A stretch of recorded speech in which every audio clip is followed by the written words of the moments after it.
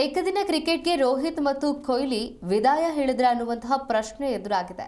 Aussies ಸರಣಿಗೆ ಗಿಲ್ ನಾಯಕತ್ವ ಬೆನ್ನಲ್ಲೇ ಈ ರೀತಿಯಾದಂತಹ ಗುಲ್ಲು ಎಬ್ಬಿದೆ. ಬಿಸಿಸಿಐ ನಿರ್ಧಾರದಿಂದ ಕ್ರಿಕೆಟ್ ಅಭಿಮಾನಿಗಳಲ್ಲಿ ಚರ್ಚೆ ಉಂಟಾಗಿದ್ದು, ರೋಹಿತ್ ಶರ್ಮಾ, ವಿರಾಟ್ ಕೊಹ್ಲಿ ರಾಜೀನಾಮೆ ಸನ್ನಿಹಿತವಾಗಿದೆಯಾ ಅನ್ನುವಂತಹ ಚರ್ಚೆ ಎಬ್ಬಿದೆ.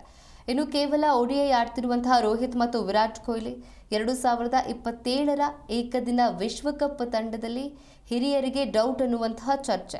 ಇನ್ನು ಮುಂಬರುವ ಆಸೀಸ್ ವಿರುದ್ಧ ಸರಣಿ ಇಬ್ಬರಿಗೂ ನಿರ್ಣಾಯಕ ಹಂತವಾಗಲಿದೆ. ಏಕದಿನ ಕ್ರಿಕೆಟ್ಗೆ ರೋಹಿತ್ ಶರ್ಮಾ ಮತ್ತು ವಿರಾಟ್ ಕೊಹ್ಲಿ ವಿದಾಯ ಹೇಳಿದ್ರ ಅನ್ನುವಂತಹ ಪ್ರಶ್ನೆ ಇದೀಗ ಕ್ರಿಕೆಟ್ ಅಭಿಮಾನಿಗಳಲ್ಲಿ ಮೂಡಿರುವಂಥದ್ದು.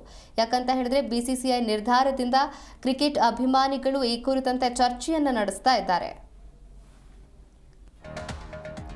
ಇನ್ನು ಯಶಸ್ವಿ ನಾಯಕ ಹಿಟ್ಮ್ಯಾನ್ ರೋಹಿತ್ ಶರ್ಮಾ ಅವರನ್ನ ಏಕದಿನ ತಂಡದ ನಾಯಕತ್ವದಿಂದ ಕೆಳಗಿಳಿಸಲಾಗಿದೆ.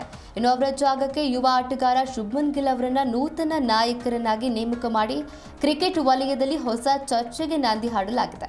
ಹಿಟ್ಮ್ಯಾನ್ಗೆ ಕೋಕ್ ನೀಡಿದ್ಯಾಕೆ? ಇನ್ನು ರೋಹಿತ್ ಶರ್ಮಾ ಅವರ ನಾಯಕತ್ವದಲ್ಲಿ ತಂಡ ಉತ್ತಮ ಪ್ರದರ್ಶನ ನೀಡ್ತಾ ಇದ್ರು ಕೂಡ ಇದಕ್ಕಿದ್ದಂತೆ ಅವರನ್ನ ಕೆಳಗಿಳಿಸಿದ್ದು ಯಾಕೆ ಎಂಬ ಪ್ರಶ್ನೆ ಕೋಟ್ಯಾಂತರ ಅಭಿಮಾನಿಗಳನ್ನ ಕಾಡ್ತಾ ಇತ್ತು. ಇದಕ್ಕೆಲ್ಲ ಕಳಪೆ ಪ್ರದರ್ಶನ ಕಾರಣನ ಅಥವಾ ಆಂತರಿಕ ಭಿನ್ನಾಭಿಪ್ರಾಯವೇ ಎಂಬಂತಹ ಊಹಾಪೋಹಗಳು ಕೂಡ ಹರಿದಾಡ್ತಾ ಇದ್ವು. ಆದರೆ ಈಗ ಈ ದಿಢೀರ್ ಬದಲಾವಣೆಯ ಹಿಂದಿನ ಅಸಲಿ ಕಾರಣವನ್ನ ಆಯ್ಕೆ ಸಮಿತಿ ಅಧ್ಯಕ್ಷ ಅಜಿತ್ ಅಗರ್ಕರ್ ಅವರೇ ಬಹಿರಂಗಪಡಿಸಿದ್ದಾರೆ. ಇನ್ನು ಈ ನಿರ್ಧಾರದಿಂದ ಹಿಂದೆ ಒಂದು ಸ್ಪಷ್ಟವಾದ ಯೋಚನೆ ಇದೆ.